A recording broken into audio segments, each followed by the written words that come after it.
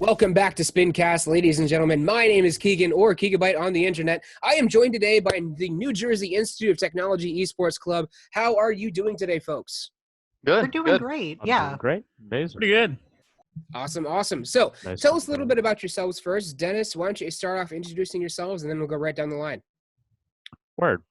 My name's Dennis SMIRNOV. My tag's Rush. It's on the back of my jersey. I'm too lazy to take this off, but I'm the president and co-founder of the club.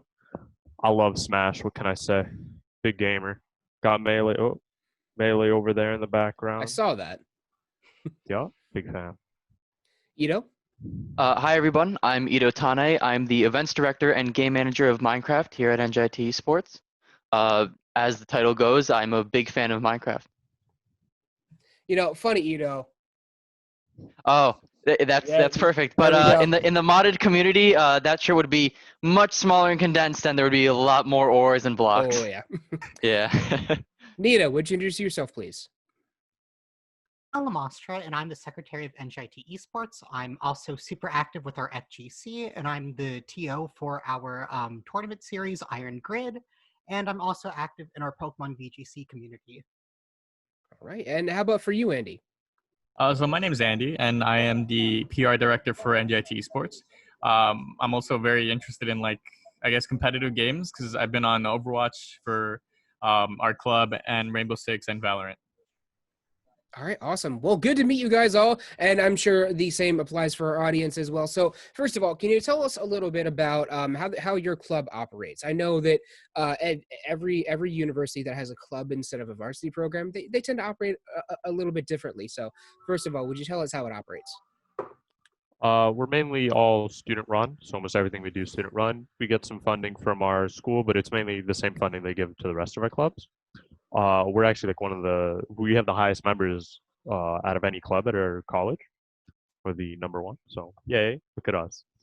But basically how our hierarchy works is we have 7 members of e-board, which are, upper e-board, which is president, secretary, treasurer, competitive director, I'm blanking. Vice president. Vice president and events director. And then after that, we have game managers. We have game managers mainly to help run events and manage the communities, and they look after the team for each game. So we have one for Minecraft and the competitive games like Overwatch and Smash, and we basically use that and funnel together and work together to make different events and get our teams to places. All right. So it sounds like you're organized more on the a large club with game directors. There are other universities, Penn State's a good example, where they actually have each game is its own club, and then they have one club that kind of overarches the rest of them, and that's more like an organizational club thing. So you guys have a unified club doing the whole thing. Yeah, except for League of Legends, But that's because they're of separate. yeah. Riot, to compete, it has to be their own separate club. It can't be under another club. So that's why League of Legends club is separate. But every other game, we're all together. I guess I can see reasons why that would make sense, because we all know Riot. They're very heavily involved in CLaw. I mean, I believe that's actually run by them. Correct me if I'm wrong. I'm not big into League of Legends community. But I know CLL is actually probably the largest collegiate esports organization in the United States. But moving on here, if you guys, so how exactly do your competitive teams work? So there's a lot of focus right now on, at the collegiate level, ensuring that all of the esports athletes, all the student athletes, have a good work-life balance, that they are able to maintain their GPA, that they're able to maintain their physical and mental well-being, get enough sleep, and then also be able to practice for enough time to remain competitive. So how exactly do students at NJIT balance that? Well, I'll talk on the health aspect. I know our Overwatch team, for a long time, they were really into working out together, and they got into a group, and they'd go to the gym together, and they really, some of them lost a lot of weight, and it's really impressive, the amount of health gain that they've got, not just from games and getting better at those, but physically better. and we have like a GPA requirement for being in teams. So you have to maintain that GPA, otherwise you're unable to compete, because we really want people to understand that school comes first and that this is more a hobby and other things, but academics should really be prioritized. Mhm. Are there any more like specific clubs? Like, do you have any more specific requirements? Um, Not really. It's just like a GPA requirement. But Just like we're very close with each of our players, so we know like some of them are overloaded on stuff. So we like talk to them. We're like, hey, we see you're struggling a bit, and we like discuss if they're about their ideas of being in the team and what they want, and we normally come Mhm. out to. Well, that's one of the advantages to being a club over a varsity program, isn't it? That you guys have that more tight knit community. And we were talking beforehand, and you said that the esports club is also focused a lot more on like a gaming community as well as the competitive side, which is more of a subset of it. Yeah, so that is correct. We do try to not prioritize, but we do like to look at the social aspect of our community to give people a relief or an oasis from the entire competitive scene. So for me, for example, I have a multi-server setup for Minecraft on the vanilla, which is the basic end of it, where we have a server for just creative plots, one for a survival world. We're currently on recreating our campus in Minecraft. I don't know if you Ooh. saw RIT did that. There was another big school that did it very successfully, but we are slowly but surely working on that.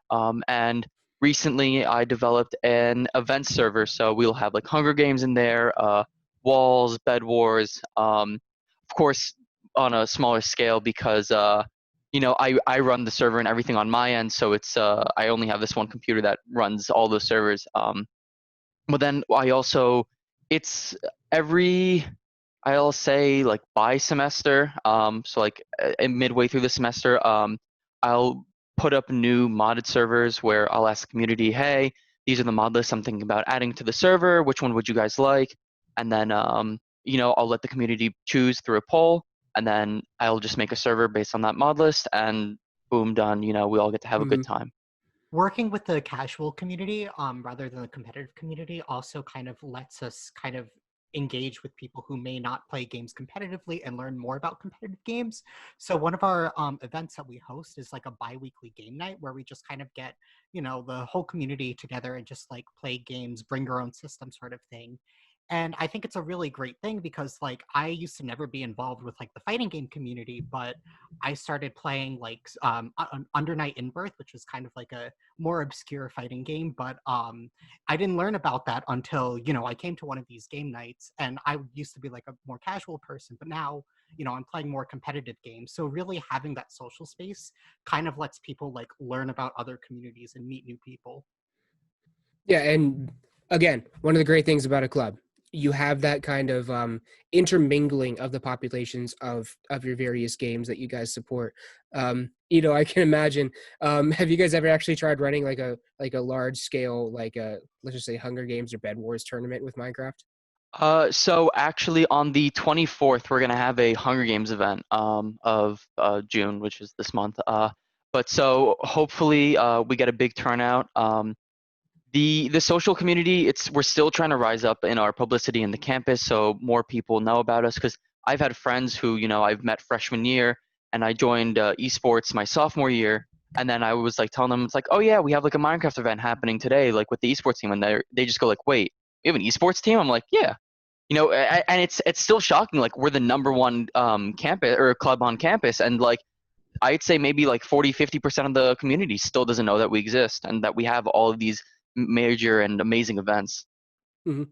Well, I'd NGIT say. is, oh, sorry. Oh no, go ahead, Nita. I was just going to say NGIT is like a very like introverted sort of college community. So I'm also the president of another student org, or LGBT org. So just like engaging with students in a student org can be really difficult because not a lot of people like to really engage with student life at NGIT, but we've been making a lot of efforts to kind of like fix that. Hmm. Well, happy Pride Month, by the way. Thank you. You're welcome. If this is coming out after June, it is June 17th on this recording, so it is still Pride Month. So moving on here a little bit. So, do you guys have any sort of like facilities for your students to use, or are they mostly relying on their own personal machines and their own personal equipment to use, or do you guys have like a dedicated lab? Because I've seen all over the place in terms of support with that. We currently don't have any dedicated space or lab. We've been actively trying to campaign for one, but it's kind of been one of our longer projects since we've changed from like a casual gaming club to an esports org, especially. We actually, this semester starting, will get our own office, so we're hoping to kind of turn that into sort of like a mini lab.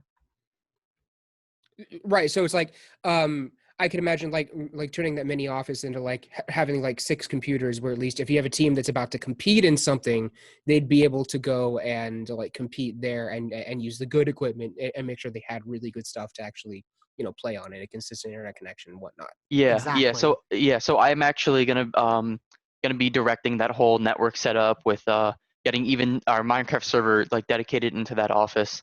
And so we definitely want to ensure that our players have the best reliable source of internet, which our campus does offer very well.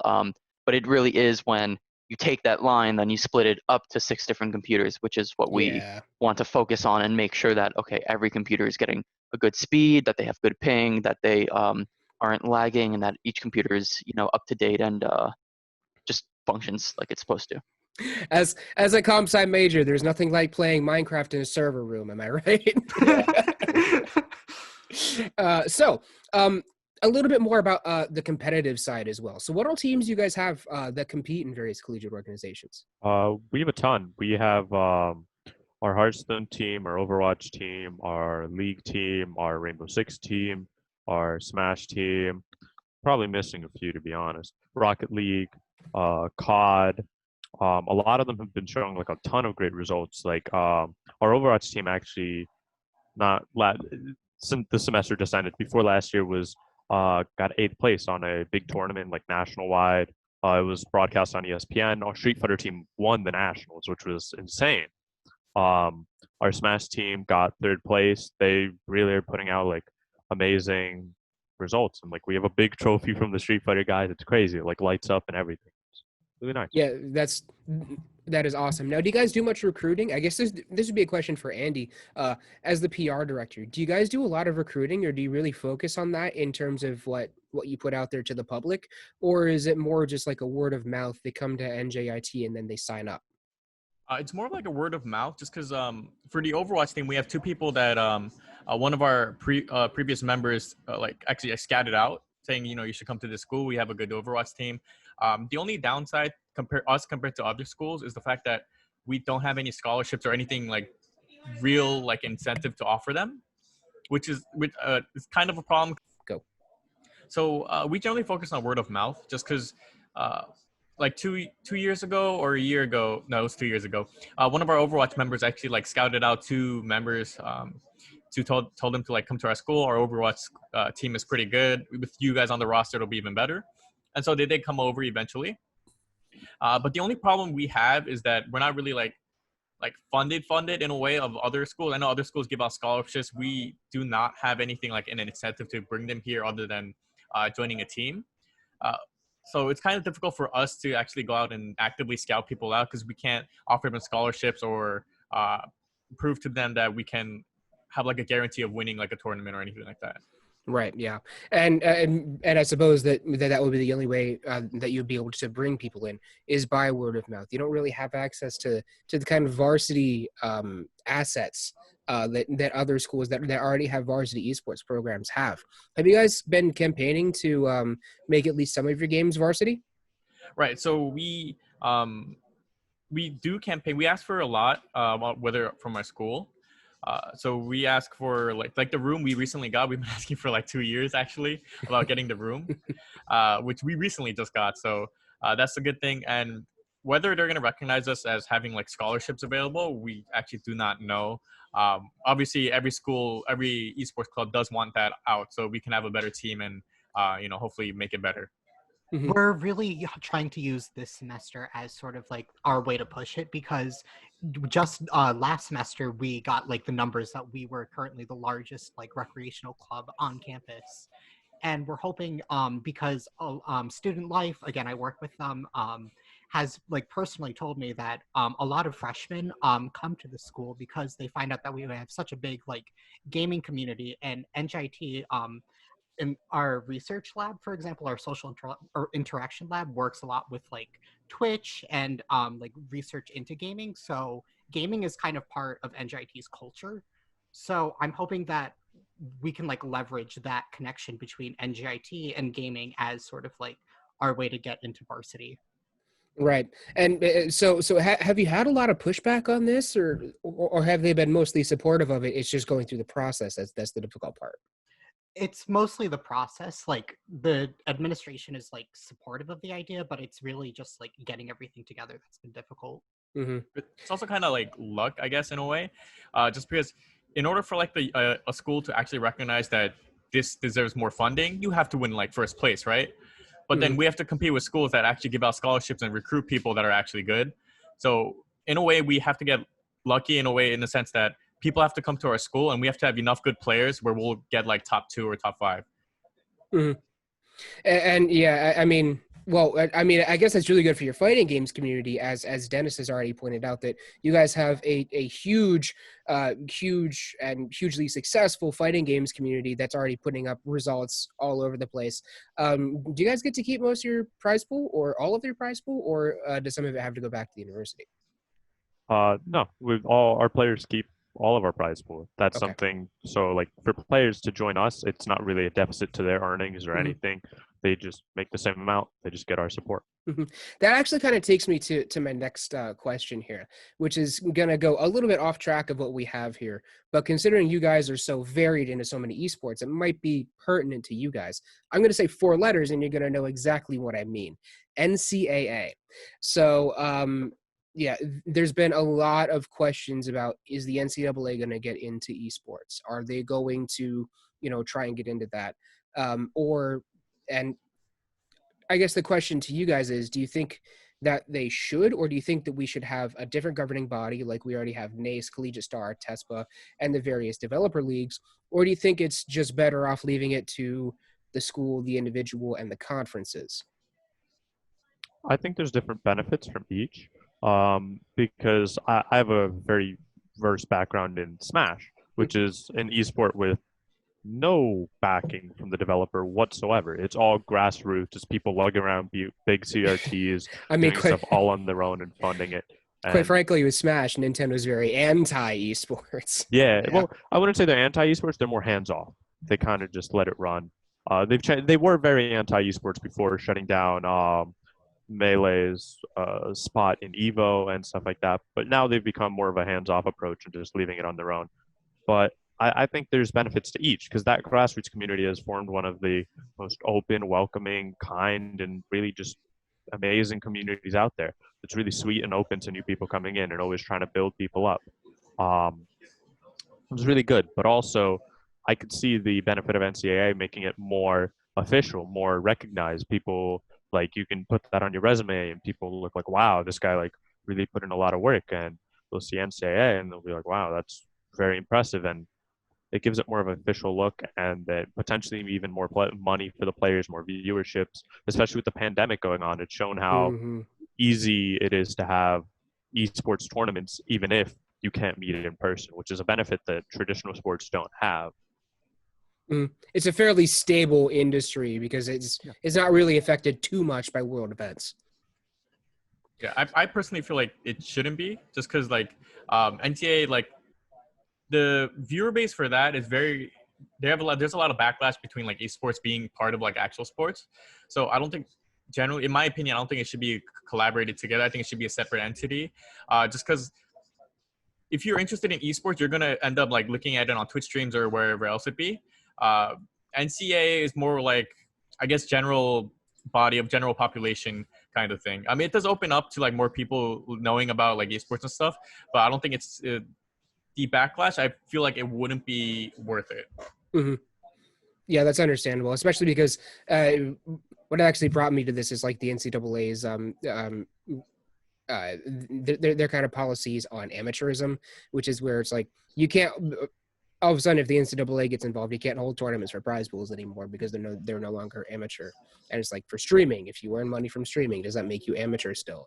I mean, the questions abound in that way. But so what it's sounding like is you guys agree that there should be like some sort of governing body, but that it shouldn't be the NCAA. Right. Yeah.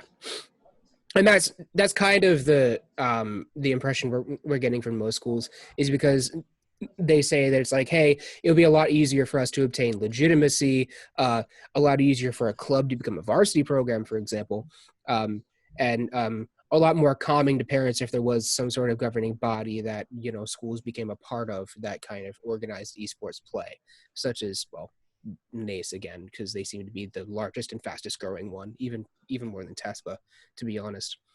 Yeah, I mean, MLG tried to do that like very early on, maybe like the 2009, 10. That era, they tried to pick it up, but then, you know, developers started going their own way, having their own, like League, for example, pretty much paved the way for developers having their own program. I mean, I guess for money, essentially. But yeah, I feel like it would definitely help schools with scholarships and everything else if there was like one unified body where they can report to and be like, this is a legitimate source. Mm-hmm. Yeah, and again, reiterating a lot of what we heard from other schools saying the exact same thing. It's like, would be great, just not the NCAA. So we're starting to run out of time here, but I have two more questions for you guys. In your opinion, what is the most unique thing about NJIT Esports? The community, how everybody builds each other up. They all work together. Like the thing that got me into esports and NJIT itself was we have a game room where there's just a big, laggy, huge plasma TV. I remember coming down there. I saw a bunch of people just sitting there playing Smash 4, 8-player Smash, and I saw them all laughing and having a good time. And I sat there and I got to know each of them. Some of them were amazing players, like Christmas, who's 9th best in the state, which is insane because New Jersey is by far the best state for Smash. And it's ridiculous. It has multiple top 5 players in the world in our state. And it's just crazy to see how people that are insane and like really good at the game can play with people that have touched the controller for the first time and all still have fun together and just goof off and have a fun time. And I think that really embodies the spirit of NJIT Esports. Well, good to hear that you guys have a very thriving community there, as well as a very thriving competitive community as well. Yeah, I mean, to add on to that, it's kind of the unique thing about our club is the fact that we don't have any scholarships. We don't really hand out anything, and we have like great players coming in. Like our Overwatch team 2 years ago, when this esports club wasn't really established, they placed 8th by themselves in the United States. Like that was a huge deal. And then the year after that, they placed 8th again. We didn't give out scholarship. They just came to this college, and it just happened to be like that. Last year, our 6th team started. We were like 12th in the nation. It's pretty insane. Like all of our teams, even though we don't give out scholarship, they place very high on compared to nationally. Mm-hmm. Yeah, so I mean, to be fair, I think you can attribute that to like your community aspect, is because like Dennis said, everybody backs each other up.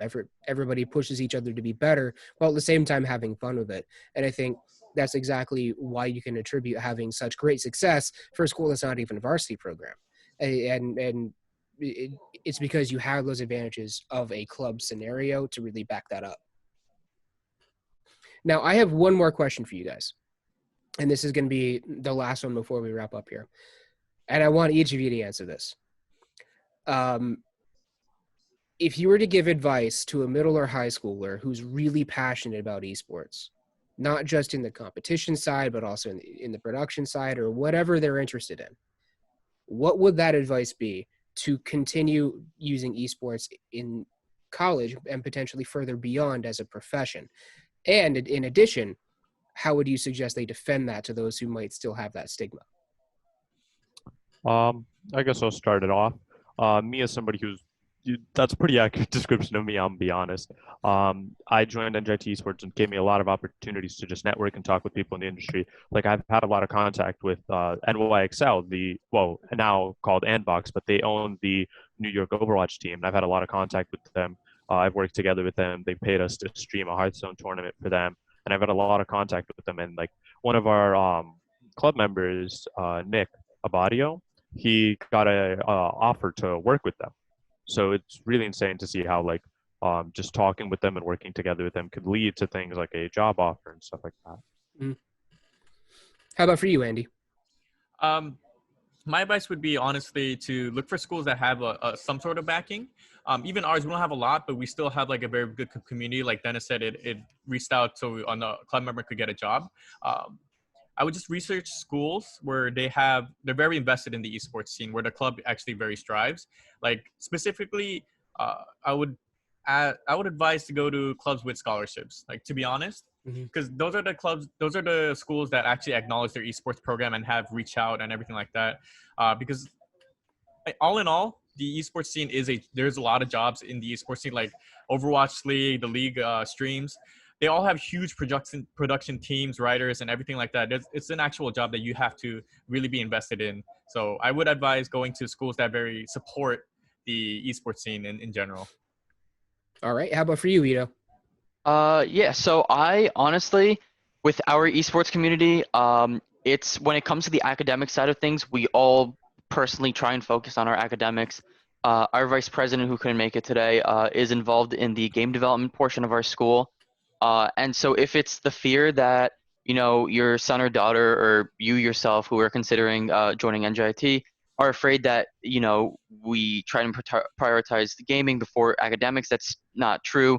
We do actually want to have people growing so that they have a good grades, a good GPA, and that we help our community, because by helping you, we're also helping ourselves.